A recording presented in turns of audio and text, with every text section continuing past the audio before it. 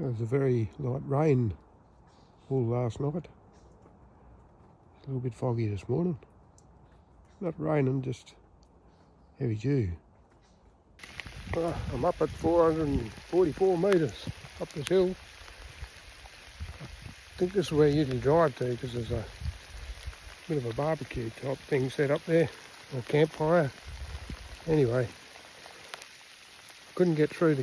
There's a boom gate that's locked down there, so I'll come for a walk. Now, up this way, there's a bit of a track, so I'm going to wander up there. See, I think it's about 450 metres high, so I've got another 5 metres to go, hopefully.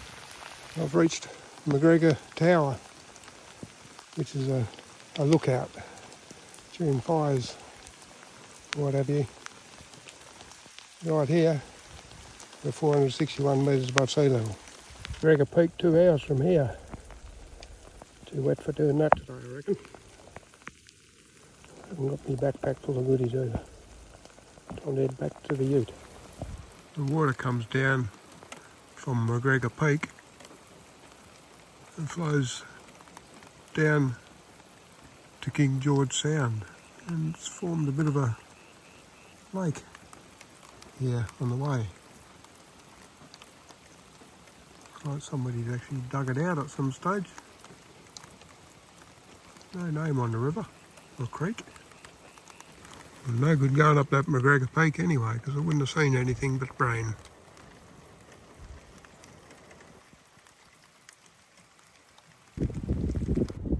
This is a Tasman National Park lookout. Little township down there. Some fella out in his boat down there.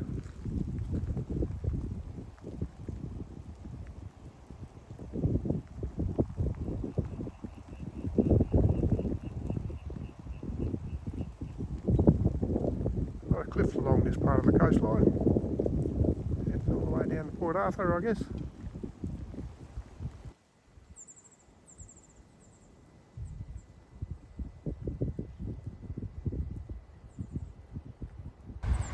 Just heading down to the Tasselised Pavement, southern Tasmania. Well, just a few more stairs and I'll be down there, I reckon, on the beach.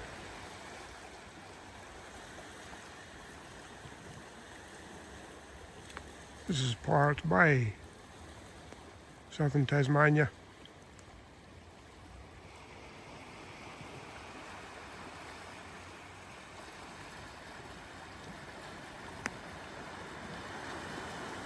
Unique rock formation here on the beach. These are the tessellated rocks.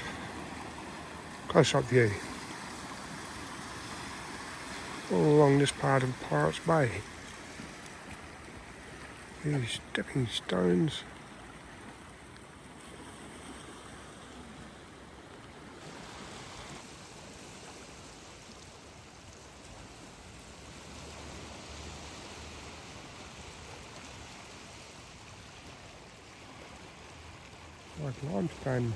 Like a limestone formation, these hills.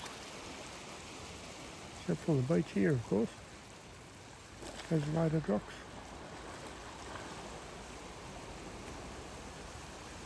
Nice little hideaway in Pirates Bay. Pretty amazing where they join this ridge. Sometime before 290 million years ago, high country to the east and west around here had streams which transported silt into a basin. Muddy sediments built up, sea ice and icebergs transported rocks into the basin. Shellfish died and were preserved in siltstone. The surface of the tessellated pavement tells some of that story. Here you can see embedded stones of different rock types, showing they were derived from distant places. They settled into the silt, and when floating ice that carried them melted, as the sea recedes, it leaves salt on the flat parts of the pavement.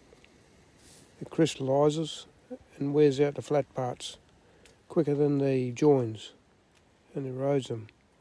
That's why the joins appeared raised. The pavement near the low tide appears like loaves of bread because they spend more time underwater, less crystallisation with the salt. Also sand acting as an abrasive is channeled down by the water through the joins and wears them out a lot quicker, giving the raised effect in the middle of the pavement. Further down in the water you can see the loaves have broken apart through the constant erosion of the sand through the cracks. So they've broken away from the pavement.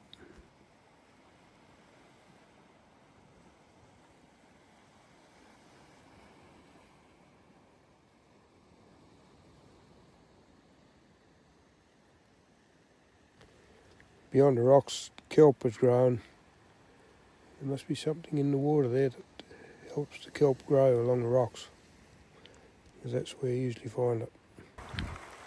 This is called Eagle Hawk's Neck at Pirate Bay. You've got to go down this way to Waterfall. Just going for a look. Fossil Bay lookout. A bit of a view here.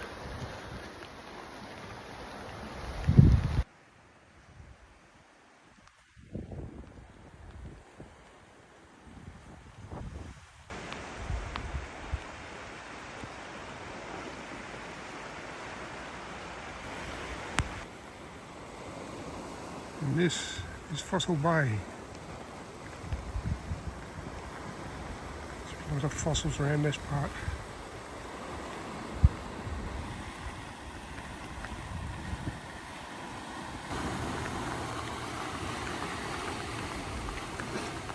Looks like it's going to be pretty tame, this blowhole today.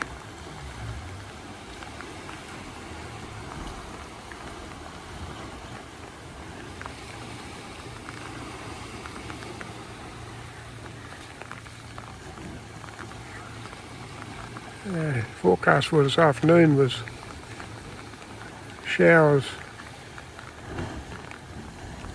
I suppose they've been right because at 12 o'clock to 3 o'clock it hasn't stopped yet. It's got to stop some stage and then start again.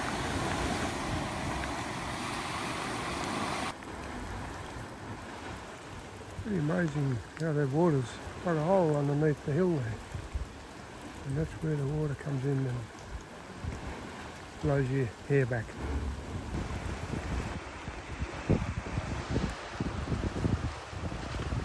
Perfect day for a very fresh ice cream. Got all sorts of Tasmanian berries in it.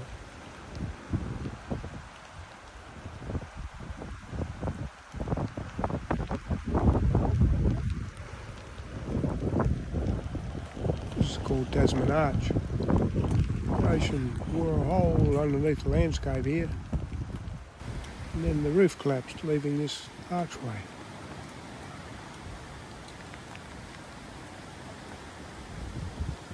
Tasman's Arch.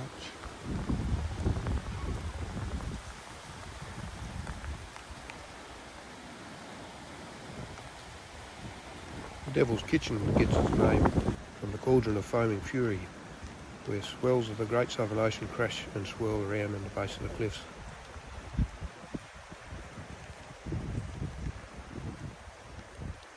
Devil's Kitchen, I do believe. The blowholes, Tasman's Bridge and the Devil's Kitchen, all located at Dewtown, south, just to the south of Eagle Hawk Neck.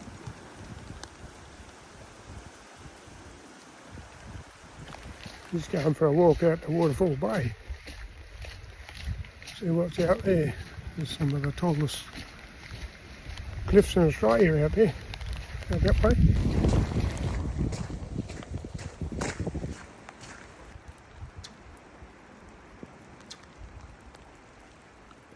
Here, little birdie.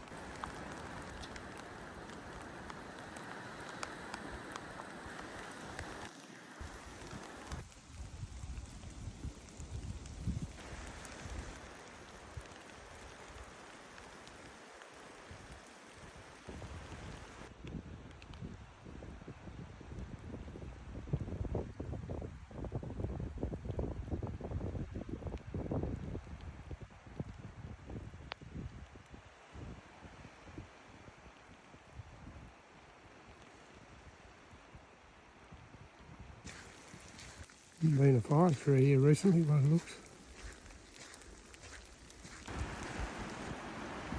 The sign here says exercise caution. Vessels below, so they must back a ship up or a boat up into this area for tourists.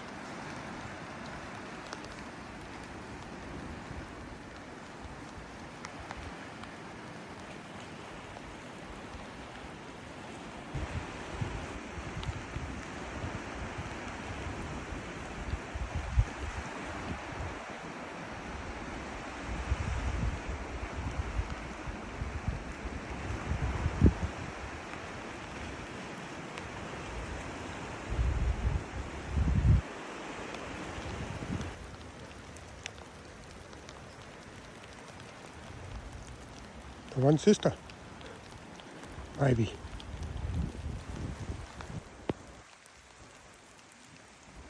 Over there is where they must take the tourist boats in. That's where I was, isn't it?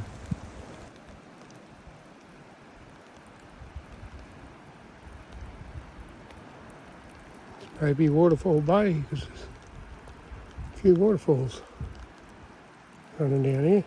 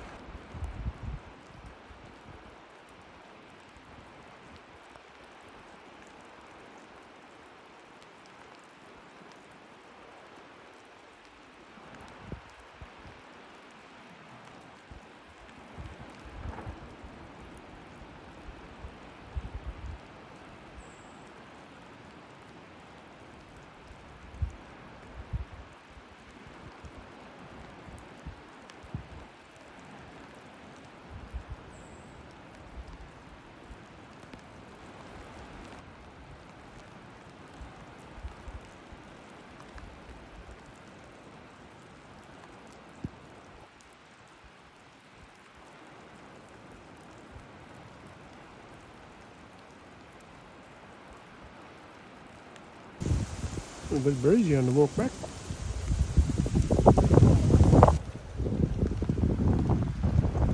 Another view of the Devil's Kitchen.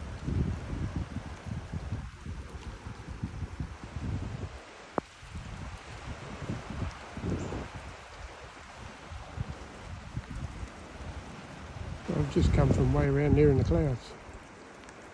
And down here we have the Devil's Kitchen Gulch.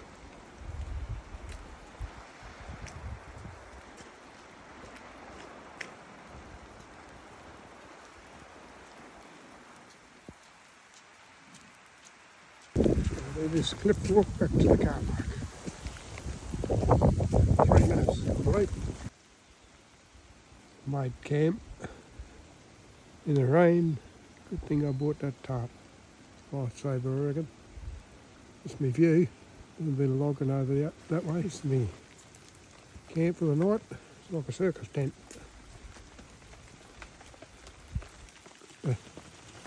Camping tent in there with the swag.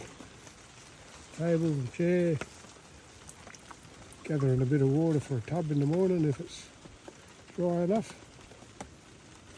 I suppose I could just have a tub and then jump in the car with the heaters on. And there's the view out the front door of the tent, with the tarp, circus tent.